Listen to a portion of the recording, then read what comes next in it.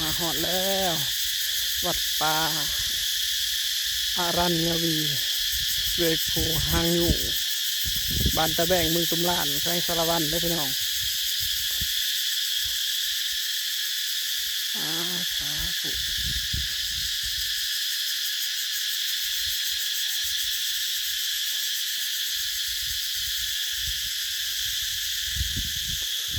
อีกหนึ่งสถานที่ที่น่าท่องเที่ยวของเมืองตุมลาน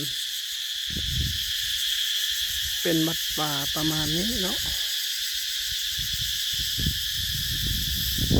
นี่ก็คือก้อนหินเก่าแก่เนาะตามที่เพิ่นเล่ามาสมัยปู่ย่าตายาย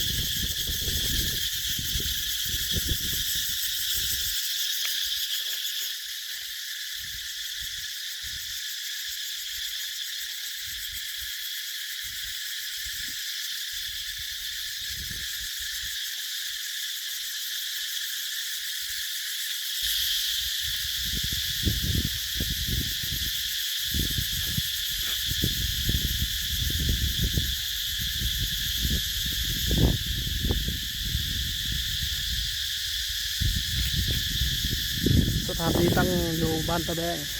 เมืองตุมลานแขวงสารวันไปสิมาเที่ยวมาเด้อ